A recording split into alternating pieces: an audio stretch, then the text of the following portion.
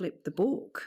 And so what I'm going to ask you to do is pick out of there's 3 books. So would you like to pick 1, 2, or 3? 2. 2. And that's my spirituality book. Would you like to pick a page number between 1 and 220? 12. Third paragraph. Oh, you're all over it. Hell, you gave me.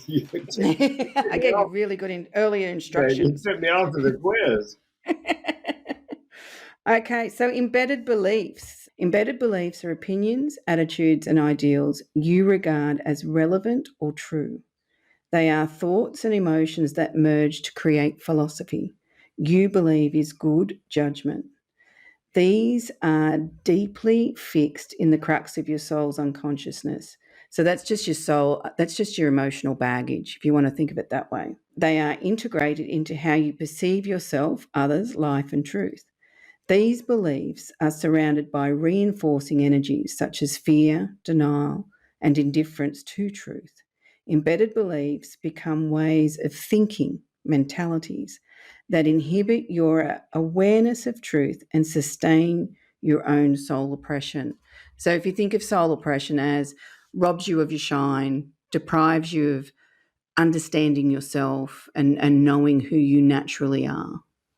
So that's a big paragraph, actually. What's your thoughts? What are we to do with the paragraph? What's your thoughts on it? Oh, well, just because you believe it so doesn't make it the truth. Yeah, good tip. You mentioned embedded, so maybe. Yeah, part of the problem is that people consume information, whether it's news or whatever, not to challenge their worldview, but to reinforce it. Yes, I agree. I think you have to. The great thing about TEDx talks is that people who come to TEDx talks, unlike watching, say, one particular news network or the other, where they go to get their views reinforced, people who come to TEDx talks oftentimes are somewhat open-minded and willing to listen to another point of view. Yes. And so that's one of the things I love about TEDx talks. So I think the problem is we become very polarized. It's black or white, right or wrong. I agree. Yeah, so I agree with that. And I think because we're inundated with the same information all the time, reinforcing our own beliefs, it's stopping us from challenging what our beliefs are. And I think when we do have, whether you're just sitting at the pub having a conversation with, strangers or whatever, is if we're listening, then we can, those old-fashioned conversations where we give each other permission to have different opinions and we just listen to your perspective and see how it sits with my view or what does it make me think of. That's how we expand our awareness. That's how we expand our knowledge. But we're becoming very tunneled vision and not having those kind of conversations. We're putting ourselves with people that talk about the same thing and say the same thing as what we're thinking. So you can't expand it.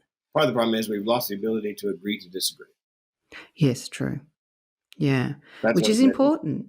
It's important to be able to do that.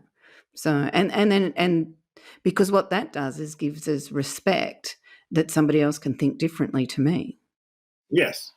Yeah, we don't all have to be on the same page, but if we respect that we're all on a page and that we're willing to expand our awareness, you've got a decent conversation. Somebody put on Facebook that it was a book that she found abhorrent. I can't remember if it was anti-Semitism or what it was.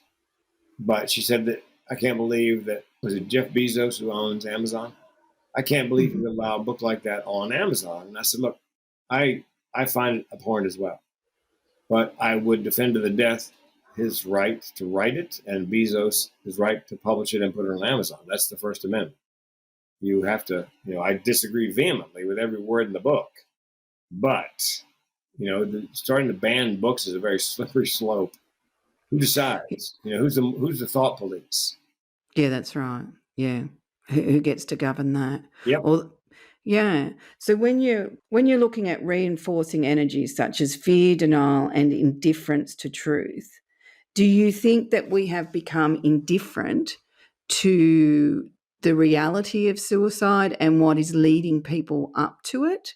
That we're ignoring the reality of stress and how we're the kind of societies that we're creating for ourselves to live in? No, I think it's a matter of lack of knowledge, Mm-hmm. of an unwillingness to speak out loud about it. As I Yeah, said, one person dies of suicide every 40 seconds in the world. And nobody talks about depression, thoughts of suicide, unless you bring it up. And then, dear Lord, almost everyone has a story. So true. it's just a matter of it's. I think it's sort of where drug and addiction and alcoholism was 50, 60, 70 years ago. There was a reason in the beginning that Alcoholics was anonymous. Yeah, Because back then, people often felt that it was a moral failing or a character flaw. Now we know that it's substance abuse disorder. It's an illness. And I think there's still people who believe that mental illness, because you can't see it, that it is a character flaw or a moral failing, or, just snap out of it, or, choose joy. I got that one time. You need to choose joy. So unless you're talking about dishwashing liquid, I'm out of luck.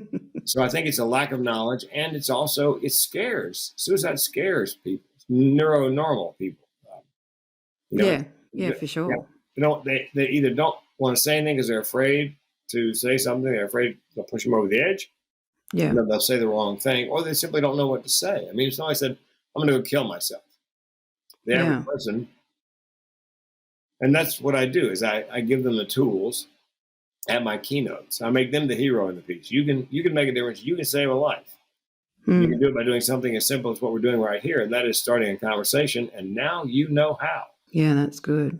It is a very sad event for the people that are left over after suicide too, because that wondering about why is torturous, is absolutely torturous, which is probably how the person felt before they. Yes, and oftentimes you'll hear them say, "Didn't they think about the people they're leaving behind?" As a matter of fact, they did think about that.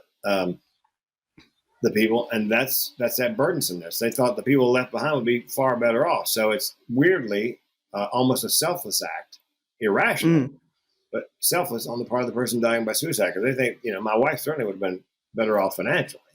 I think, emotionally she would have been devastated. But so again, so many people don't understand. Yeah, I think that's the biggest red flag I look for is once people start talking about the world and the people I love would be better off without me being there. That's from my understanding, that's been the one to watch out for. Yes, and if you hear somebody say that, that's when you need to do your best to get them to a mental health facility. Yeah. At the very least on the phone, either talking or texting to the suicide prevention hotline. Yeah. And if they won't pick up the phone, you pick up the phone, call the hotline. And the volunteer will do their best to talk the phone into the hand of the person in crisis. And if all else fails, call the police. If they're in immediate danger to themselves, you got no choice. Now, if the police come and they find them actively suicidal, they're going to drag them in front of a judge and probably lock them down for 3 days. And they're going to unfriend you on Facebook, but they'll still be alive. Yeah, and that's the important thing. Yeah, exactly. Well, I want to thank you, Frank, for being here. And if this conversation has triggered anyone off, in the show notes there will be links to Beyond Blue for Australia, and we'll get some places that we can put in for America 988. as well. There you go. All right. Yeah, they just got the 3-digit suicide prevention lifeline, and suicide prevention text line is now 988. Finally. So you've got your own hotline for it. Yeah, and we used to be a long 800 number, and we've been lobbying for years, decades, for call 911. Well, yeah. So they find us out on 988. That is now the suicide prevention lifeline in the U.S. Oh, brilliant! There you go. All right. Well, thank you, Frank. I've enjoyed talking to you. Absolutely, my pleasure.